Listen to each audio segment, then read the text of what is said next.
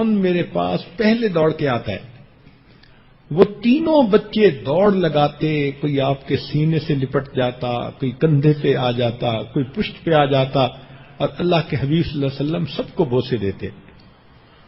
تو معلوم ہوا کہ اللہ کے پیارے حبیب صلی اللہ علیہ وسلم بچوں کو دوڑنے، کھیلنے، بھاگنے، ورزش کرنے کی تلقین فرماتے تھے۔ چنانچہ ایک مرتبہ حضرت حسن لانو دوڑ بھاگ رہے تھے، اللہ کے حبیب صلی اللہ علیہ وسلم دونوں ہاتھ پھیلا کر بیٹھ گئے، فرمایا حسن میرے پاس آؤ۔ جتنا آپ بلاتے اتنا وہ اور بھاگتے، تو اللہ کے نبی صلی اللہ علیہ وسلم مسکراتے بھی رہے، ان کو بھگاتے بھی رہے۔ کافی دیر کے بعد بالآخر آگے بڑھ کے آپ نے ان کو پکڑ لیا اور اپنے سینے سے لگا لیا۔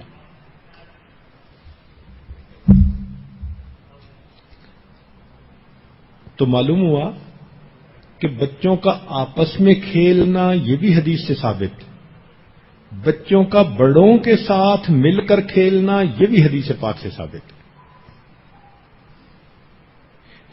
اس لیے ہمارے بزرگوں میں سے بعض ایسے بزرگ بھی گزرے ہیں جو پہلوانی کرتے تھے۔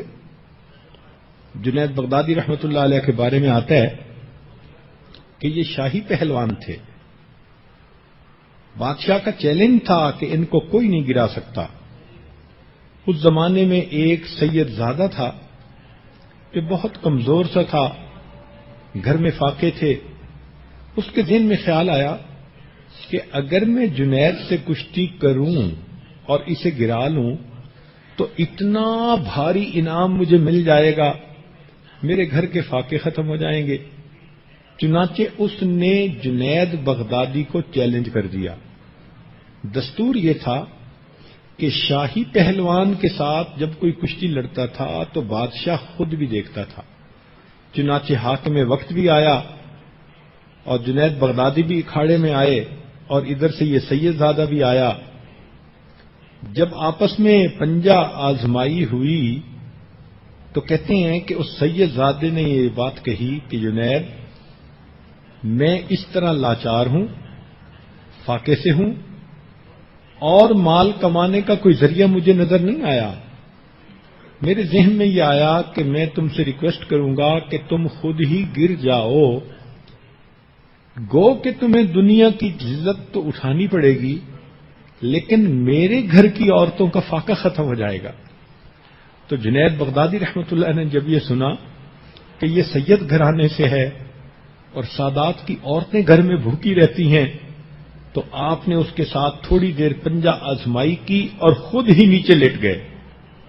وہ شخص بڑا خوش ہوا کہ میں نے بادشاہی پہلوان کو گرا دیا۔ بادشاہ کو آنکھوں پہ یقین نہیں آتا تھا۔ اس نے کہا دوبارہ کشتی کرو۔ جب دوبارہ کشتی کی گئی تو جنید بغدادی پھر گر گئے۔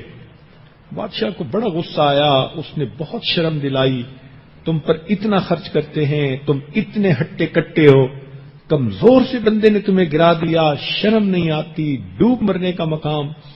جنید بغدادی نے ساری ذلت برداشت کر لی۔ رات خواب میں نبی علیہ الصلوۃ والسلام کی زیارت نصیب ہوئی۔ فرمایا جنید تم نے میری نسبت کی لاج رکھی، دنیا کی ذلت تم نے گوارا کر لی، ہم تمہیں اولیاء کی دنیا کا پہلوان بنا دیتے ہیں۔ سبحان اللہ، اللہ رب العزت کی کیا نظر عنایت ہو گئی۔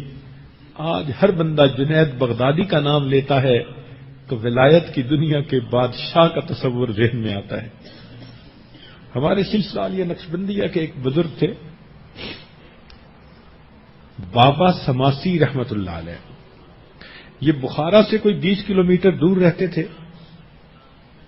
ایک دن بخارا آ رہے تھے تو راستے میں ایک اکھاڑا تھا جس میں ایک بڑا پہلوان تھا، اور وہ پہلوان ایک وقت میں 4-5 پہلوانوں کے ساتھ اکٹھا مقابلہ کر رہا تھا۔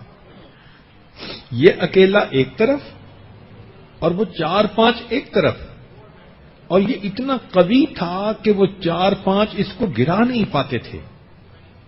تو بابا سماسی کی نظر پڑی تو رک گئے۔ کسی نے کہا کہ بابا آپ بھی پہلوانوں کی کشتیاں دیکھ رہے ہیں؟ تو بابا نے کہا کہ مجھے اس میں ایک مرد نظر آتا ہے۔ چنانچہ جب پہلوانوں کا کھیل ختم ہوا تو ان میں جو بڑے پہلوان تھے، جو رستم بخارا تھے، وہ باہر نکلے، بابا جی کی توجہ پڑی اور وہ بابا جی سے بیعت ہو گئے۔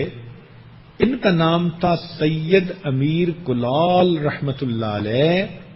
یہ وہ بزرگ تھے کہ جن کا ایک مرید تھا جس کو شاہ نقش بند رحمت اللہ علیہ کہا جاتا ہے۔ واقعی پہلوان نے اپنی پہلوانی کا کیا کرتب دکھایا کہ ایک ایسے بندے کو انہوں نے اللہ سے واصل کر دیا۔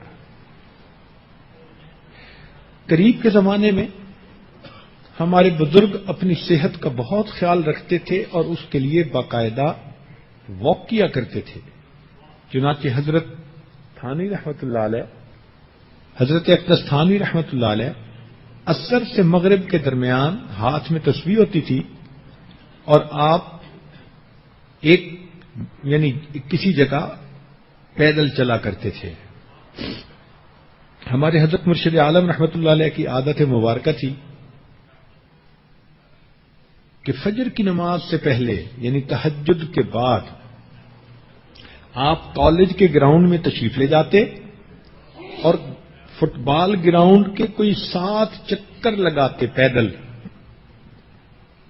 فرماتے اس کے بعد میں مسجد میں آتا، فجر کی نماز پڑھاتا اور فجر کے بعد پھر میں بیٹھ کر درس قرآن دیا کرتا تھا۔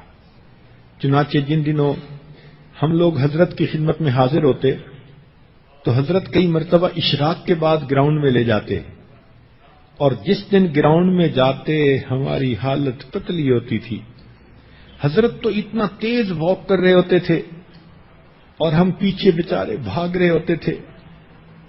اللہ اکبر کبیرہ، اور 7 چکر لگانے کے بعد ہمارا دل کرتا تھا کہ ادھر ہی بیٹھ جائیں۔ تو حضرت ہمیں دیکھ کر مسکراتے تھے کہ دیکھو یہ کتنے کمزور قسم کے لوگ ہیں۔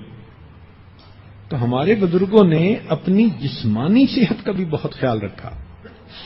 چنانچہ حضرت مرشد عالم رحمت اللہ علیہ کا ایک مرتبہ ایک پادری سے مکالمہ ہوا اس طرح کہ چکوال شہر کے قریب ایک گاؤں تھا جس میں ایک پادری ہیڈ ماسٹر رہتا تھا اور وہ عوام الناس کو عیسائیت کی تعلیم دیتا تھا۔ حضرت رحمت اللہ علیہ کو پتہ چلا تو حضرت مرشد عالم رحمت اللہ علیہ اس سے ملاقات کے لیے تشریف لے گئے کہ میں اس کو جا کر کہوں کہ تمہیں کوئی بات کرنی ہے تو علماء سے کرو، عوام کو کیوں تم پریشان کرتے ہو۔ جب حضرت رحمت اللہ علیہ وہاں تشریف لے گئے تو اس پادری نے مصافحے کے لیے ہاتھ بڑھایا۔ پادری کی صحت بہت اچھی